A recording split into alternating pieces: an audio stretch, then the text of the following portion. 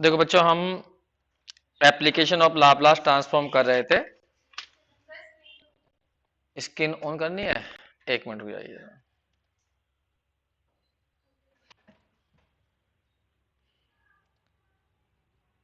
और application of Laplace transform के अंदर हम एक्सरसाइज नंबर 2 पे आ गए थे। उसके कुछ एग्जाम्पल कराए थे मेरे ख्याल से, शायद क्वेश्चन नंबर 1 कराया था। तो अब एग्जाम्पल करें ना फिलहाल। चलिए एग्जाम्पल नंबर 10 कह रहे हैं, तो एग्जाम्पल 10 करते हैं। एग्जाम्पल 10 में है solve T Y double dash दिया हुआ है, प्लस के दिया हुआ है वाई डैश प्लस के 40 वाई इक्वल टू 0। और कंडीशन कितनी दी है? पहली कंडीशन है वाई जीरो की वैल्यू 3 है और वाई डैश जीरो की वैल्यू 0 है। इस डिफरेंशियल इक्वेशन को सोल्व करने का तरीका वही है, लाप्लास लेना है तुम्हें दोनों साइड का। तो मैंने यहाँ पर लाप्लास ट्रांसफॉर्म लगा दिया। तो यहाँ पर आ गया Laplace T Y double dash plus के Laplace Y dash plus K 4 Laplace of T Y equal to 0 का लाप्लास तो 0 ही जाएगा। अब यहाँ पे थ्योरम खोलनी है, पहले तुम्हें मल्टीप्लीकेशन वाली टी की पावर n, ध्यान है एफ टी वाली। तो वो थ्योरम थी -1 की पावर n लिखो, n bar differentiation Laplace of F T का। यहाँ पर जो एफ टी है वो वाई डबल डैश है और टी की पावर n की जगह 1 है। तो यहाँ पे लाप्लास लगेगी -1 की पावर 1, एक बार डिफरेंशिएशन होगा लाप्लास ऑफ किसका? वाई डबल डैश का। यहाँ पर टी की मल्टीप्लाई नहीं है, यहाँ सीधी थ्रोम खुलेगी, भी खोलेंगे एक साथ ही, लेकिन यहाँ पर मल्टीप्लाई है तो यहाँ पर तुम्हें थ्रोम लगानी पड़ेगी यही वाली। तो -1 की पावर 1 आएगा, डी डी पी आएगा और लाप्लास ऑफ आएगा वाई। ये रहा। अब तुम्हें डैश वाली थ्रोम खोलनी है। डैश वाली थ्रोम क्या थी कि अगर वाई डबल डैश है और तुम्हें लाप्लास लेना तो पी स्क्वायर से स्टार्ट करना और Laplace of Y minus P Y zero minus K Y dash zero, यही थ्योरम यहाँ खोलनी है। तो माइनस के डी डी पी, यहाँ पर थ्योरम खोलिए, वाई डबल डैश है तो पी स्क्वायर आएगा, लाप्लास ऑफ वाई आएगा माइनस के पी आएगा, फिर यहाँ वाई जीरो आएगा माइनस के आएगा वाई डैश जीरो। ये रहा। यहाँ पर भी ये थ्योरम खोलिए, डैश है तो पी आ जाएगा, Laplace of Y minus K Y zero, यहाँ पर माइनस के 4, यहाँ पर थ्योरम नहीं खुलेगी क्योंकि यहाँ पर वाई डैश नहीं है, इसे ऐसा ही रहने दीजिए। अब यहाँ पर कंडीशन का इस्तेमाल कर लिए। पहली कंडीशन थी वाई जीरो की वैल्यू 3 है, वाई डैश जीरो की वैल्यू 0 है, वो यहाँ पे इस्तेमाल करनी है। तो डीडीपी जैसे ही यहाँ पर पी स्क्वायर लिखो लाप्लास ऑफ वाई, लेकिन यहाँ वाई जीरो की वैल्यू 0 है, नहीं 3 है, तो माइनस के 3p और वाई डैश जीरो की वैल्यू 0 थी तो ये 0 हो गई। फिर p लाप्लास ऑफ वाई यहाँ पर इस्तेमाल कर सकते हो माइनस के 3 और डी डी पी और लाप्लास ऑफ वाई 4 रह गए यहाँ पर 4। अब देखो यहाँ पर हमें डिफरेंशिएट करना पड़ेगा, तो थोड़ा सा हम पहले इसको एल वाई को थोड़ा देख ले, कुछ मान लेते हैं, जेड मान लीजिए। तो माइनस के डी डी पी है यहाँ पर, यहाँ है पी स्क्वायर और यहाँ पर जेड माइनस के 3p और प्लस के पी जेड और माइनस के 3 माइनस के 4 और यहाँ पर डी डी पी और यहाँ पर आ गया जेड इक्वल टू 0। चेक करिए संख्या सही है। बस अब थोड़ा सा यहाँ पर तुम्हें डिफरेंशिएट करना पड़ेगा, यहाँ पर फर्स्ट और सेकंड से करना, माइनस बाहर रखना। पहला ऐसा कैसा ही, सेकंड का लिखेंगे D Z over D P. पहले वाला करना है तो 2p आएगा इंटू में जेड, इसका आ जाएगा 3 D P over D P का तो बन हो जाएगा, हाँ पी का बन हो गया, बस ये आ जाएगा 3। बाकी सब ऐसे ही लिखे जाएंगे, minus K 4 D Z over D P equal to हो जाएगा 0। अब एक काम करो, पहले डी जेड डी पी के इकट्ठे कर लो। तो डी जेड डी पी के एक यहाँ पर है एक यहाँ पर है, तो माइनस के पी स्क्वायर हो गया प्लस के हो गया माइनस के 4, माइनस के 4 आएगा और यहाँ पे आ जाएगा D Z over D P. अब जेड वाला देखो, एक तो ये रहा माइनस के 2p और एक ये है प्लस के p, लिख देता हूँ प्लस के पी जेड, माइनस से प्लस 3 हो जाएगा और ये बाहर कितना है माइनस के 3 है, ये कट फिट जाएंगे शायद। तो यहाँ पर देखो ये बैठ गया, माइनस चाहे कॉमन ले लियो, पी स्क्वायर प्लस के 4 और D Z over D P और यहाँ पर बैठ जाएंगे माइनस के पी जेड इक्वल टू 0। अब देखिए ये एक डिफरेंशियल इक्वेशन बन गई है जेड में और पी में, माइनस चाहे कॉमन ले लो तो पी स्क्वायर प्लस के 4 हो जाएगा, ये रहा, और यहाँ पर D Z over D P और यहाँ हो गया प्लस के पी जेड। एक तरह से तुम ये याद करो, जब हमने डिफरेंशियल इक्वेशन पढ़ी थी सेकंड सेम में, तो उसमें फर्स्ट ऑर्डर फर्स्ट डिग्री की इक्वेशन थी ये। बस इतना अंतर है, यहाँ पर वहां पर होती थी y और x में, यहाँ पर है z और p में। तो ये फर्स्ट ऑर्डर फर्स्ट डिग्री का क्वेश्चन है। तो पहले वेरिएबल सेपरेबल या लीनियर या होमोजीनियस कितने सारे तरीके बताए थे, और ये लीनियर से भी हो जाएगी और ये वेरिएबल सेपरेबल से हो जाएगी। देखो कैसे है, वेरिएबल सेपरेबल से करोगे तो ऐसा कर लेना, z के साथ में तो लाना z वाले और p के साथ लाना p वाले, ये है। अब मैं वेरिएबल सेपरेबल कर रहा हूं, थोड़ी सी मेहनत करनी पड़ेगी हल्की सी। देखिए डी जेड के साथ में जेड लिया, ये नीचे आ जाएगा जेड यहाँ, और माइनस पी अपॉन लिख दीजिए पी स्क्वायर प्लस 4, और यहाँ पे लिख दीजिए डीपी। देखो ये हो गया वेरिएबल सेपरेबल। अगर तुम्हें लीनियर बनानी है तो लीनियर बन जाएगी। बस लीनियर में क्या करना पड़ेगा, तुम्हें डी जेड डी पी लिखना पड़ेगा, प्लस के कुछ आएगा यहाँ पर, इनटू में आएगा जेड और इक्वल टू आएगा क्यू। लेकिन यहाँ क्यू की वैल्यू जो हो जाएगी वो जीरो हो जाएगी जब इसे डिवाइड करोगे। तो लीनियर से भी हो जाएगा या वैसे भी हो जाएगा, कैसे भी कर लीजिए। अब इसे इंटीग्रेट करना, सिंपल इंटीग्रेशन है। इधर तो आ जाएगा log z, और इस वाले का डिफरेंशियल कोएफिशिएंट ऊपर रखा हुआ। याद करो x upon x square plus 4 का कोई इंटीग्रेशन पूछने लगा तुमसे तो क्या बनेगा, हाँ t मानना पड़ेगा, तो 2x होगा। तो 2x का x तो ऊपर है, 1/2 नीचे आ जाएगा, तो log बन जाएगा एक्स स्क्वायर प्लस 4। इंटीग्रेशन तो आता ही होगा, एक्स स्क्वायर प्लस 4 को t मान कर लेना, तो ये बैठ जाएगा इसका। तो यहाँ बैठ गया 1/4 और 1/2, 1/2, और log में आ जाएगा कितना पी स्क्वायर प्लस 4। लेकिन बाहर माइनस भी है, माइनस भी आएगा, और एक कांस्टेंट तुम्हें जोड़ना पड़ेगा। मान लीजिए log में जोड़ दिया हमने c, तो c की वैल्यू बाद में निकालेंगे, वो बाद में देखेंगे। जरा log हटा के लिखाओ, log z इक्वल टू इस 2 को ऊपर ले जाओ, तो log आ जाएगा अंडर रूट में पी स्क्वायर प्लस 4 और प्लस के हो जाएगा log c1। log हटाना हमें, तो z इक्वल टू आ जाएगा c1 ऊपर आ जाएगा, और ये आ जाएगा अंडर रूट में नीचे पी स्क्वायर प्लस 4। अब यहां से log हटा दीजिए, तो जब log हटाएंगे तो ये ऐसा क्वेश्चन बनेगा, z equal to c1 upon under root P square plus 4। z का मतलब तुम्हें पता ही है, लाप्लास ऑफ y है, और यहाँ पर लाप्लास ऑफ y लिख दीजिए। बस जी, अब यहाँ से y निकालना हमें, तो y को l को उधर ले जाइए, तो इनवर्स लाप्लास तुम्हें लेना पड़ेगा। देखिए जैसे ही हम यहाँ से y निकालेंगे तो c1 तो कांस्टेंट है, इनवर्स लाप्लास इसका निकालना पड़ेगा। अब देखिए यहाँ पर अंडर रूट आ गया है, तो अंडर रूट वाले क्वेश्चन करवाए थे हमने लाप्लास वाले चैप्टर में। अगर तुम्हें थोड़ा ध्यान हो, नहीं है तो मैं दोबारा बता देता हूँ। यहाँ क्या करूंगा मैं, इसका इनवर्स लाप्लास लेना, बस यही आंसर बैठ जाएगा। एक काम करना, इसमें से पी स्क्वायर को बाहर निकाल लेना, तो 1 अपॉन पी भरा जाएगा, और क्या बचेगा 1 प्लस 4 अपॉन पी स्क्वायर, और पूरे की पावर बैठेगी 1/2, ऊपर ले जाना। तो मैं क्या करूंगा, बाइनोमियल से खोल दूंगा, तो ये अंडर रूट का चक्कर खत्म हो जाएगा। याद करो बाइनोमियल क्या होती थी, 1 प्लस एक्स की पावर n होती थी, 1 plus N X plus N N minus 1 upon factorial 2, और यहाँ पर x का स्क्वायर। बस यहाँ n जो है वो हमारा माइनस के 1/2 है, तो c1 यहाँ पर इनवर्स लाप्लास 1 अपॉन पी बाहर। अब यहाँ पर तुम्हें खोलना है 1, n की वैल्यू माइनस के 1/2, x का मतलब हुआ 4 अपॉन पी स्क्वायर, ये रहा। फिर आ जाएगा n का मतलब माइनस के 1/2 है, फिर माइनस के 1/2 माइनस 1 अपॉन फैक्टोरियल 2, और 4 अपॉन पी स्क्वायर का भी स्क्वायर। बस ऐसा ही करते हुए चले जाएंगे। थोड़ा सा इस बाहर वाले p को अंदर ले जाइए। जब तुम इस p को अंदर वाले ले आओगे तो ये ऐसा बनेगा, 1 अपॉन पी माइनस 2 से 2 कट जाएगा, तो 2/p की क्यूब हो जाएगा। जब ये अंदर यहाँ जाएगा तो यहाँ माइनस के 1/2, और माइनस के 1/2 माइनस 1, माइनस के 1/2 माइनस के 1/2 माइनस 1 माइनस के 3/2, कुल मिलाकर प्लस के हो जाएंगे 3/4। तो 3/4 मैंने ऐसे लिख दिया, 4 नीचे लिख दिए, और फैक्टोरियल 2 भी है, और यहाँ बैठ जाएगा 4 का स्क्वायर अपॉन में आ जाएगा p की पावर 4। ये तो बैठेगा, लेकिन p बाहर भी है तो p की पावर 5 हो जाएगी। बस इस तरह से करते हुए चले जाएंगे।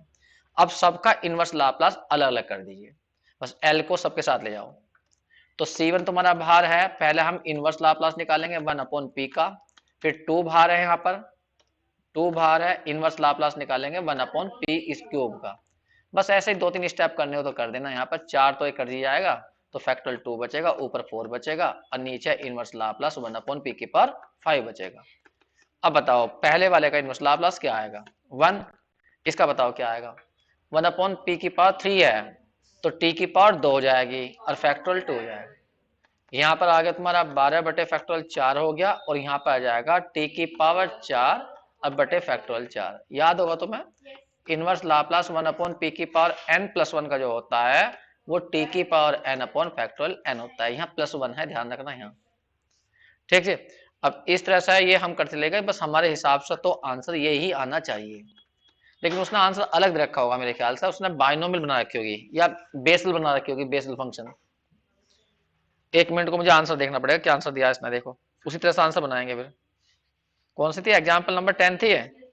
ठीक है, एग्जाम्पल 10 में इसने बना रखी है, अच्छा बेसल फंक्शन बना रखी है 0 ठीक है, करा नहीं है इसने, इसने डायरेक्ट आंसर लिख दिया उस एग्जाम्पल से कर लेना, तो मैंने कर दिया है ये इनवर्स लाप्लास। अब मैं तुम्हें एक चीज बताता हूँ, देखिए अगला जो सेमेस्टर होगा उसके अंदर डिफरेंशियल इक्वेशन आएगी, उसके अंदर ये बेसल फंक्शन और लीजेंडर फंक्शन है। फिलहाल मैं बेसल जो फंक्शन है वो बता रहा हूँ, बेसल फंक्शन, इसे वहां पे हम प्रूफ भी करेंगे बेसल फंक्शन को। तो यहाँ पे J0, ये अगर यहाँ पे 0 लिखा हुआ है तो ये होती है फर्स्ट जीरो ऑर्डर की, अगर यहाँ J1T लिखा हुआ है वो होती है फर्स्ट ऑर्डर की। ये एक सीरीज होती है ये, और इसकी वैल्यू होती है मेरे ख्याल से 1 माइनस क्या लिखा है यहाँ पर, 2 से 2 कट जाएगा तो t², गलती हो रही शायद यहाँ फैक्टोरियल 2 आना चाहिए, 2 का ये कहीं गलती हो गई इसमें, वो 2 का स्क्वायर होता है, फिर t की पावर 4 अपॉन आएगा 2 का स्क्वायर 4 का स्क्वायर, ऐसे बैठती है ये तो ये ऐसा कहाँ बैठ रही है? अच्छा अच्छा अच्छा अच्छा, उसने आंसर गलत दिया, नहीं आंसर अलग दिया सॉरी, यहाँ पे लिखो 2t का स्क्वायर लिखो, तो बताओ यहाँ पे क्या आ जाएगा 4, तो 2 इसका मतलब नीचे लेना पड़ेगा, तो नीचे क्या बन जाएगा, हमारा फैक्टर 2 था तो 2 का स्क्वायर बन जाएगा।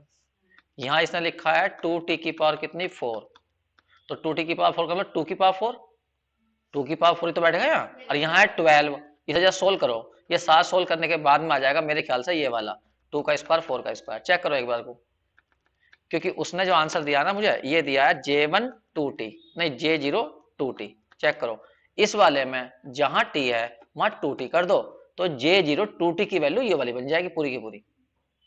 एक बार चेक करो ऐसा गलती ना हो जाए, करो ये सही है, यहाँ 2 का स्क्वायर आएगा 4 हो गया, और यहाँ पे ये कट गया था तो 4 से 4 कट तो रहा है, नीचे भी 4 है कट जाएगा, तो बस इस रूप में सजाया है इसको जिससे कि ये J0 t के रूप में आ जाए, बस t की जगह यहाँ पे 2t है, ध्यान रखना।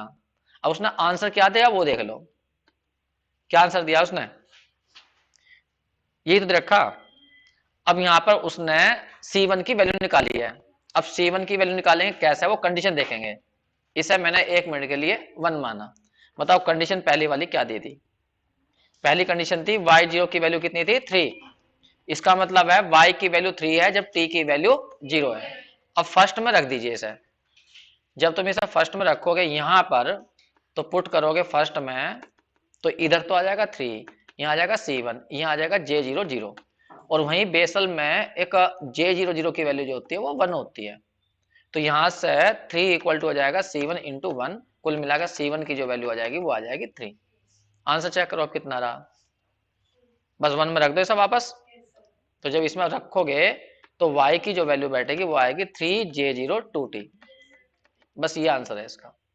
तो थोड़ी सी प्रॉब्लम तुम्हें यहाँ पाई होगी क्योंकि बेसल फंक्शन तुमने पढ़ी नहीं है, या मैंने फर्स्ट चैप्टर में बताई थी बेसल फंक्शन, नहीं बताई, तो इसे ध्यान रखना, एक सीरीज है एक तरह से, ये सीरीज को Bessel function of zero order बोलते हैं, ठीक है, ऐसे ही 1 ऑर्डर की भी होती है J1T, वहां पे ये प्रूफ होंगी बाकायदा सब कुछ, ये बनी कैसे हैं, अब इसे नोट कर लीजिए जल्दी से, तो क्वेश्चन थोड़े से बड़े हो जाते हैं इनके अंदर।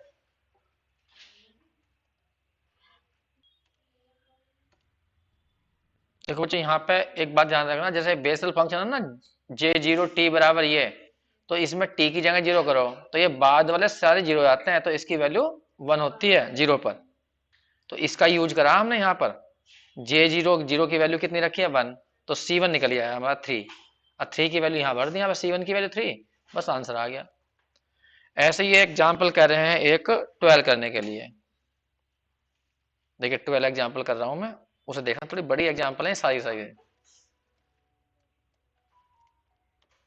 एग्जाम्पल नंबर 12, क्वेश्चन ये है कि y डबल डैश माइनस के है t y डैश फिर प्लस के है y इक्वल टू 1, कंडीशन दी गई है y0 की वैल्यू 1 है और y'0 की वैल्यू 2 है।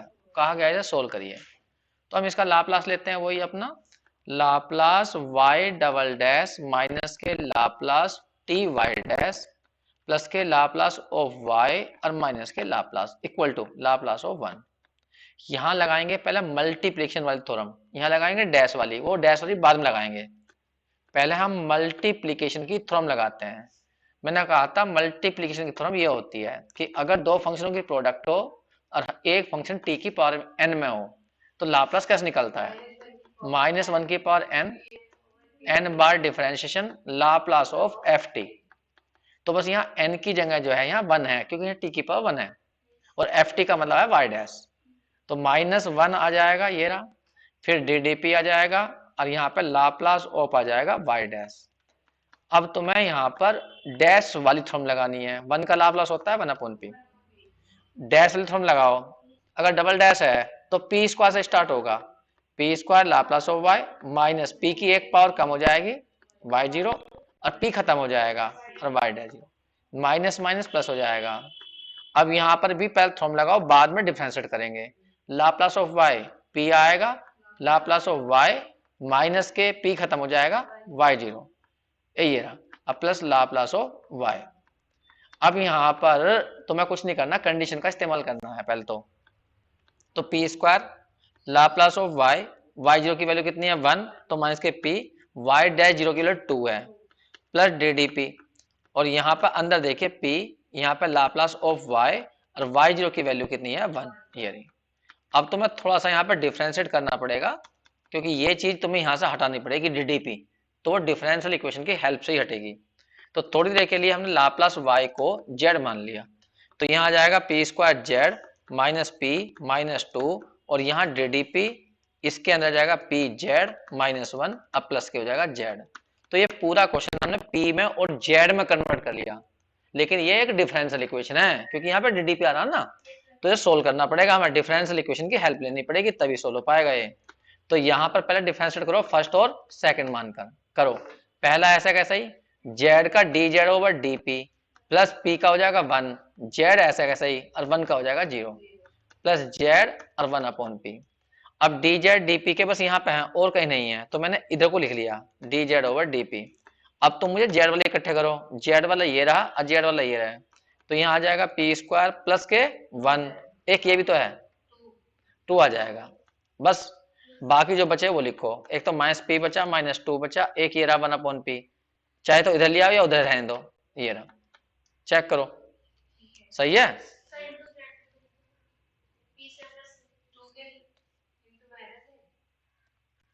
ये अच्छा यहाँ बाहर जेड भी तो है, यहाँ पर जेड है, जेड एक कोएफिशिएंट है ना। अब देखो ये डिफरेंशियल इक्वेशन बन गई, लेकिन बनी फर्स्ट ऑर्डर फर्स्ट डिग्री में, बनी भी जेड और पी में है, ठीक। तो हम यहाँ पर वेरिएबल सेपरेट करें या लीनियर बनाएं, तो अभी जैसा हम क्वेश्चन कर रहे थे एक में वेरिएबल सेपरेट हो गए थे, लेकिन इसमें वेरिएबल सेपरेट नहीं होंगे क्योंकि यहाँ पर देखो जेड के साथ में क्या रहा पी स्क्वायर प्लस 2, यहाँ ठीक है। या एक बार करके देख लो, इस सबको उधर ले जाओ, फिर डी जेड के साथ में जेड वाले लाओ और डीपी के साथ में पी वाले लाओ, होने के नहीं लीनियर बननी पड़ी ना ये, तो पी से डिवाइड कर दो ना सीधा, तो ये लीनियर बन जाएगी d Z over D p, यहाँ p square plus 2 upon p आ जाएगा ये रे, और यहाँ पर इसको सब उधर जाओ और पी से डिवाइड करो तो यहाँ 1 बचेगा प्लस 2 अपॉन पी आ जाएगा प्लस के 1 अपॉन पी स्क्वायर आ जाएगा। चेक करो यही तो है, तो ये लीनियर बन गई, लेकिन ये जो लीनियर बनी है वो जेड और पी में बनी है, तो यही बात कर रहा हूं मैं यहाँ पे, ये लीनियर है LINEAR, ये इस रूप में D Z over D P plus के P1 जेड और यहाँ पर Q1।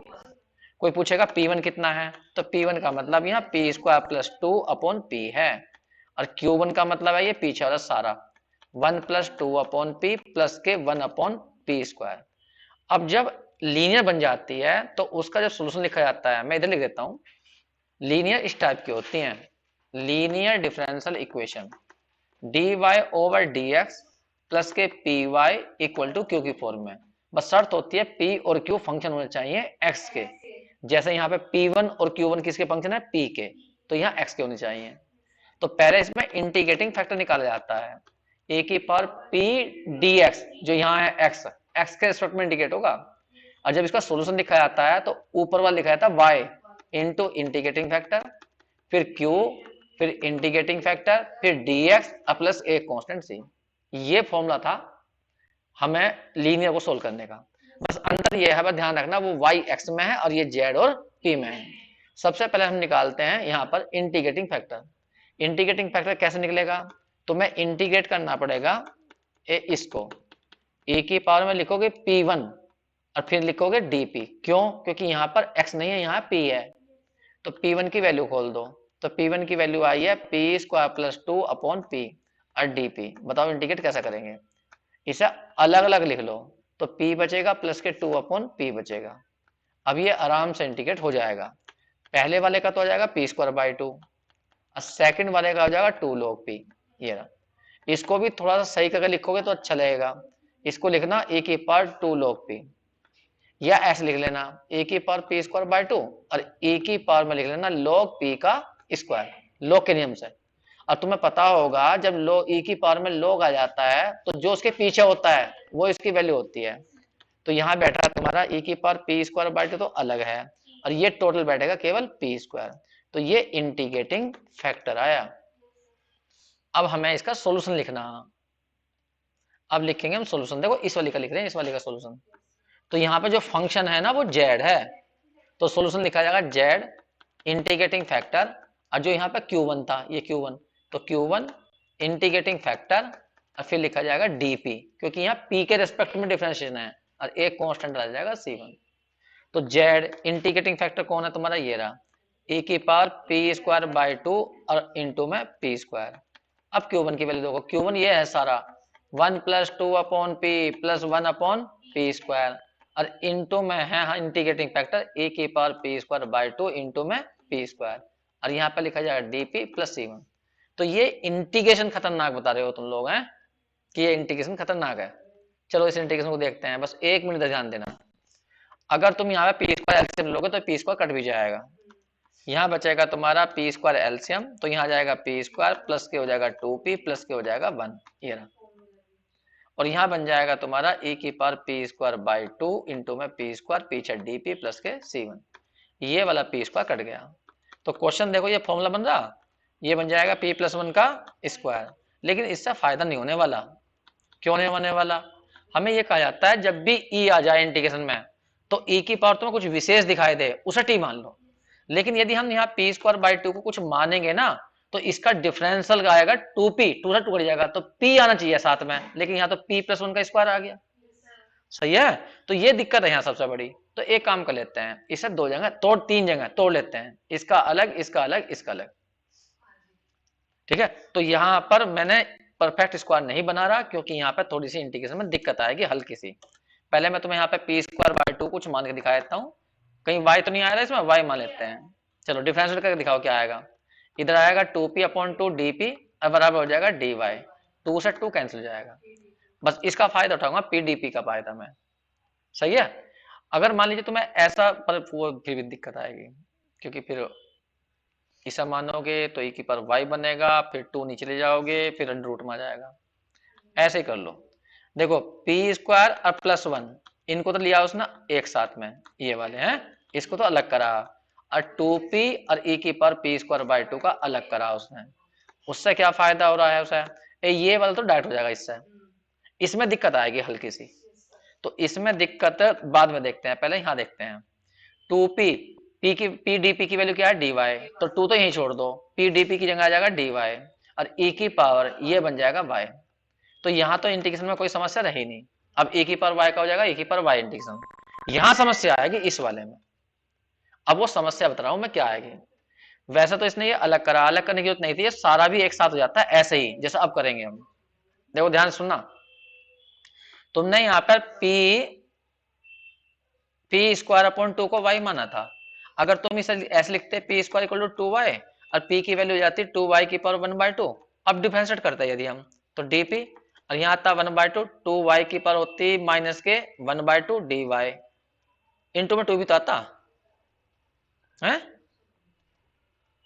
इंटू में 2 नहीं आता। अगर हम ये ना करते, हम ये कह रहे हैं थोड़ी देर के लिए इसे मत करो तुम, या वो कर लिया तो वो तो इसके लिए मान ले, चलो छोड़ो। इसको कह रहे हैं हम इस वाले को, यहाँ से देखो नीचे से p स्क्वायर बाई 2 को तुमने y माना, ठीक है, 2 को मैं इधर ले गया, 2y आ गया, स्क्वायर को मैंने हटा लिया तो ये आ गया 2y की पावर 1/2। ठीक है, अब यहाँ p को हम डिफरेंशिएट कर रहे हैं तो dp आ गया। इधर बताओ y की पावर 1/2 क्या होगा? अरे ऐसा √2 को अलग लिख लो, y की पावर 1/2 लिख लो ऐसा है। अब बताओ ना, √2 तो नुका नहीं आ गया, फिर 1/2 आ गया, y की पावर माइनस के 1/2 dy नहीं जाएगा। तो इस वाले को सेट कर रहे हैं हम, इस वाले को, ये तो आराम से हो जाएगा। नहीं देखो, पी स्क्वायर की वैल्यू यहाँ से भर दो तो यहाँ से भर दो या ऊपर से भर लो, तो पी स्क्वायर की वैल्यू बैठ गई 2y, तो यहाँ तो आ गया 2y प्लस 1 आ गया, और यहाँ e की पावर पी स्क्वायर, यहाँ y आ गया, और dp की जगह आ गया तुम्हारा √2/2 लिख दो, और y की पावर माइनस के 1/2 और dy, ये आ गया। चेक करो ये सही है गलत है? ये रहा, ये √2 तो 1/√2 तो बाहर निकाल लेना। अब यहाँ क्वेश्चन इतना बचा 2 + y1, और यहाँ बचा e की पावर y, और यहाँ बचा y की पावर माइनस के 1/2 और dy। इसमें कोई समस्या है ही नहीं, इसका तो हो गया e की पावर y, ये काम खत्म हो गया। अब सबसे बड़ी समस्या यहाँ बची हुई है, तो देखिए इसे कैसे सोल्व करा वो तो मैं बताता हूँ। यहाँ पर इसको इस वाले को अंदर ले जाओ तो बताओ कितने बचेगी, 2 × y की पावर 1 यहाँ है, माइनस के 1/2 यहाँ है, तो y की पावर 1/2 बचेगी, और प्लस के बचेंगे y की पावर माइनस के 1/2, और यहाँ आ गया e की पावर और dy प्लस 2 e की पावर y और प्लस c1। बस 1 मिनट मेरी बात ध्यान सुनना, अब मैं कैसा करूंगा वो क्या बता रहा हूँ। टेढ़ा काम करा वैसे इसने, मैं भी इसके चक्कर पड़ गया, अपने हिसाब से करता मैं ऐसा। देखिए 1/√2 यहाँ इसको इसके साथ लाओ, मतलब इंटीग्रेशन अलग अलग करो, तो बाहर निकाल लेना, और e की पावर 1/2, और यहाँ लिखना e की पावर y dy, इसका अलग करूंगा मैं, और e की y की पावर कितनी है माइनस के, अच्छा ये वाला गलत हो गया, y की पावर तो है 1/2 और e की पावर है y और पीछे है dy, फिर यहाँ पर है y की पावर माइनस के 1/2, e की पावर में है y और पीछे है dy। इसमें कोई प्रॉब्लम थी नहीं, ये तो सब सोल्व हो ही गया है, यहाँ दिक्कत थी।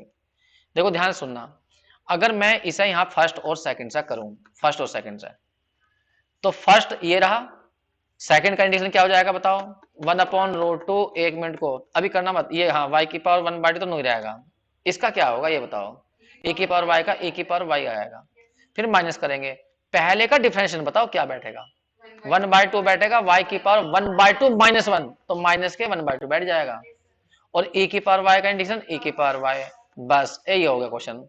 इसे मत छेड़ना, इसको नहीं रहने देना, क्योंकि ये कट गया, तुम्हें दिखाई दिया कट गया है, ए की पावर dy और बाकी 2 e की पावर y प्लस के c1 चल रहा, ये वाली टर्म इससे कट गई, क्योंकि 2 जब ये अंदर जाएगा 2 से 2 हट जाएगा, ये माइनस की होगी प्लस की होगी।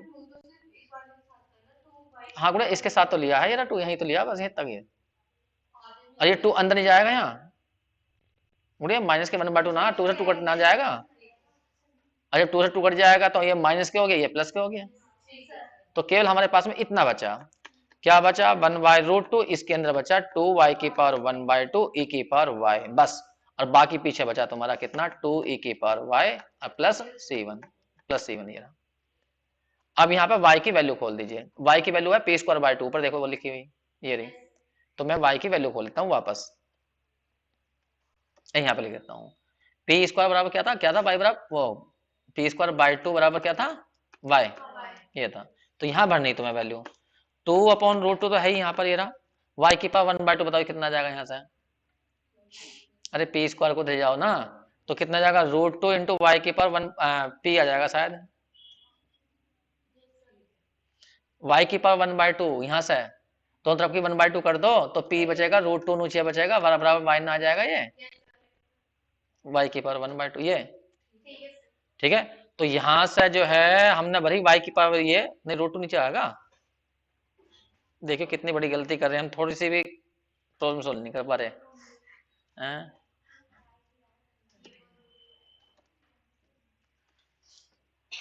ऊपर सही भरा हमने, ऊपर क्या था p²/2 ही तो था, p²/2 बराबर क्या था y था, तो हम कह रहे हैं y की पावर 1, y की जगह भरो,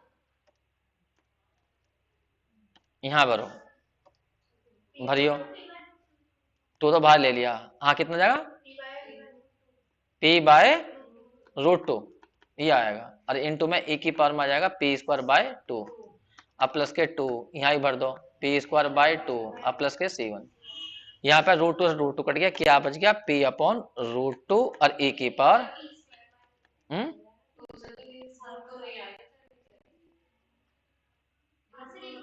ये पूरा कैंसिल हो जाएगा, हाँ तो केवल ये बच जाएगा। और प्लस क्या आ गया तुम्हारा 2 e की power p square by 2 plus C1 बस जी। अब तुम्हें यहाँ पे थोड़ी समस्या फिर आएगी, क्योंकि अभी ये किसके बराबर है, जेड के बराबर चल रहा दिखा है शायद ये सारा। हाँ जेड के, अभी तो इनवर्स लाप्लास भी लेना है इसका, तो ये जेड के इक्वल आ गया। अब इसमें चाहो तो p प्लस 2 बचा और e की पावर p स्क्वायर बाई 2 बचा। पहले ये आंसर चेक करो, इतना चल रहा सही है गलत चल रहा, यहाँ तक सही चल रहा, ठीक जी। अब लेना है इनवर्स लाप्लास, यही है ना, जेड की वैल्यू खोल दी हमने, एल वाई बराबर ये आ गया ए की power P square by 2 plus C1। चलो जी, अब लाप्लास लेने के लिए, वो y निकालने के लिए लाप्लास लेना पड़ेगा, इसको हम उठा के लेके उधर, मैं एक बार इसको ऊपर ही कर लेता हूँ, बार बार ऊपर करना पड़ रहा मुझे, इसे मैं ऊपर ले जाता हूँ यहाँ पर। अब बताओ अब क्या करें, यहाँ पर y बराबर तो इतना आ गया, इनवर्स लाप्लास, अब इस सारे का लाप्लास, इनवर्स लाप्लास लेना पड़ेगा, ये कैसा लें, ये अब प्लस C1 बार और इनवर्स लाप्लास किसका आ जाएगा, 1 का, ये तो आएगा। अब इसका इनवर्स लाप्लास लेने के लिए एक ही तरीका है, यहाँ पे एक ही चीज खोल दो, ई हटाओ, वरना इनवर्स लाप्लास आया कैसे, ऐसी कोई थ्योरम ही नहीं है। तो यहाँ पर हम सीज खोल देते हैं, यहाँ p प्लस 2 तो नहीं रखते हैं, यहाँ बताओ सीज क्या आएगी, e की पावर x सीज क्या होती है, 1 प्लस एक्स प्लस के x square upon factorial 2 plus dot dot ये होती है। तो 1 प्लस एक्स का मतलब है p स्क्वायर बाई 2 प्लस आ जाएगा 1 upon factorial 2 p square by 2 का स्क्वायर, ये तो आएगा। अब प्लस डॉट डॉट कर देते हैं, और बाद में हमारा C1 है, इसका इनवर्स लाप्लास सभी जानते हैं 1 अपॉन p होता है। अब यहाँ पर इनवर्स लाप्लास कैसे लें, पहले तो p की गुणा सब में करना, तो कितना जाएगा p plus P cube upon 2 plus 1 upon factorial 2, p की पावर हो जाएगा 2 4 5 हो जाएगी, और अपॉन में 2 की पावर 2, बस छोड़ो ये तो आ गया। अब 2 की मल्टीप्लाई कर दो सब में, तो 2 प्लस 2 कट जाएगा, और यहाँ पर आ जाएगा 1 अपॉन फैक्टोरियल 2, और यहाँ हो जाएगा p की पावर कितनी जाएगी, p की पावर 4, और 2 भी आ जाएगा है? चलो 2 भी डाल दिया, और अपॉन में 2 की पावर 2 हो जाएगा, बस छोड़ो, बस हो गया क्वेश्चन ये। और प्लस आ जाएगा C1 और 1 अपॉन p। कल मैंने तुम्हें एक बात बताई थी कि इनवर्स लाप्लास p की जो पावर है n का वो 0 होता है, यदि n की वैल्यू 0 है, 1 है, 2 है, पॉजिटिव पावर है, और देखो यहाँ सब जगह पॉजिटिव पावर आ रही है, 1 3 5, तो सबका इनवर्स लाप्लास 0 हो जाएगा, इन सबका 0। और यहाँ देखो 2 इंटू 1 है, 1 की पावर क्या, 1 को लिख सकते हैं हम, 1 को, p की पावर 0, तो वो भी 0 हो जाएगा, तो ये सब 0 हो जाएंगे जितने भी हैं, तो केवल बचेगा हमारा C1 1 अपॉन p, ये रहा भाई।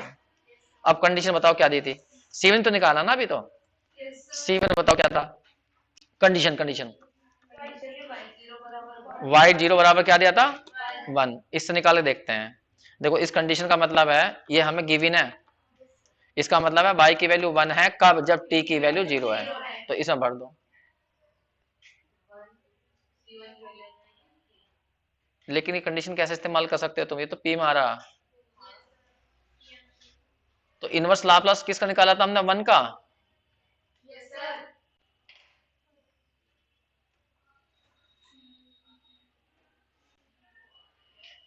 हमने कहीं कोई क्वेश्चन में गलती कर दी क्या कुछ,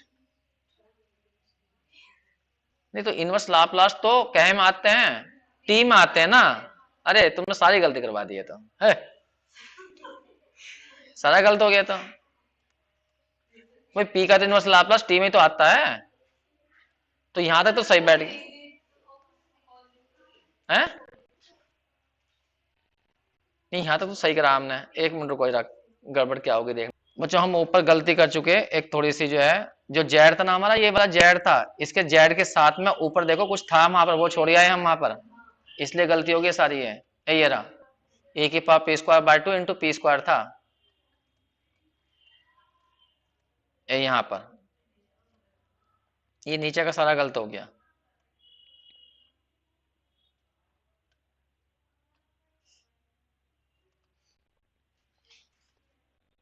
अब बताओ इस साइड में क्या था, ए की पावर इंटू, और यहां बन गया था हमारा p प्लस, ये कट गया था सारा ये, ये अंडर रूट दोबारा लिख दिया बेमतलब का, ये तो यहाँ आ गया था p प्लस 2 और e की power p square by 2 plus c1, ये आ गया था। अब इससे डिवाइड कर लो तो z निकल जाएगा। जब यहाँ लाओगे तो p प्लस 2 अपॉन में आ जाएगा p स्क्वायर और e कट जाएगा, यहाँ बचेगा c1 और ये जाएगा इसके नीचे, तो e की पावर को तो ऊपर जाना माइनस के p स्क्वायर बाय 2 अपॉन में बचेगा p स्क्वायर, ये बचेगा। अब z की वैल्यू खोलोगे, z का मतलब था लाप्लास ऑफ y, इसको अलग अलग कर लो 1 अपॉन p और 2 अपॉन कितना p स्क्वायर, और बाकी सब चलेगा यहाँ पर।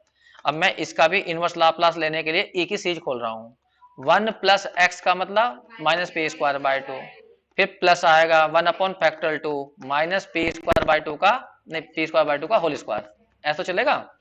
बस 1 मिनट अब हो गया, कुछ नहीं है, वो वहां पे छूट गया इसलिए दिक्कत हो गई थी, इसलिए लेंथी भी हो गया बेमतलब का, ये लेंथी भी ना होता इतना।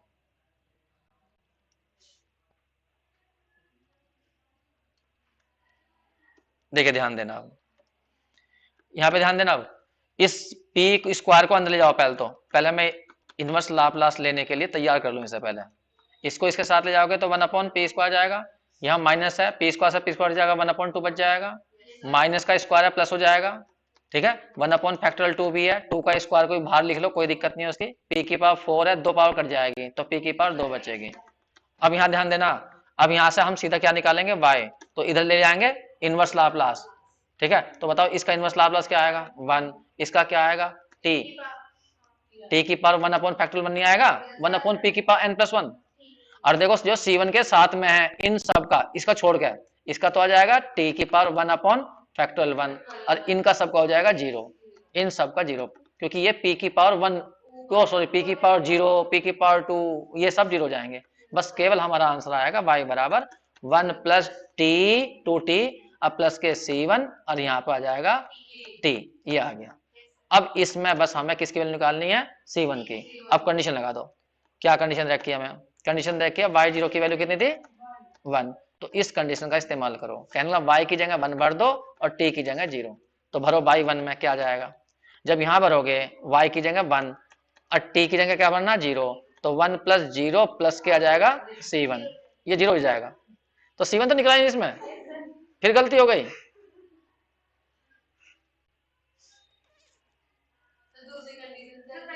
दूसरी कंडीशन देख लो ना, कोई दिक्कत थोड़ी है, कंडीशन देख लो दूसरी, दूसरी बताओ क्या थी,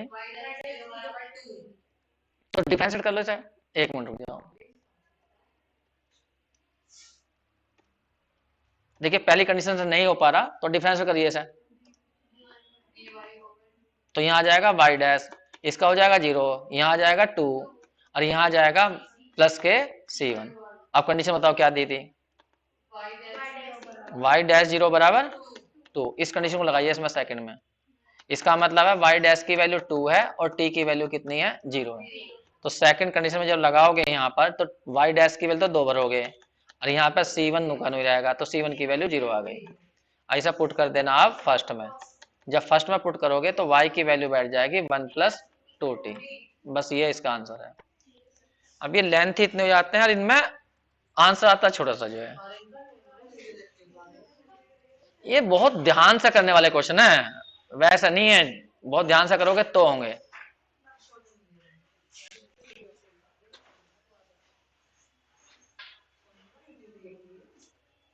ठीक है बच्चों, इन्हें करके देखो एक दो और।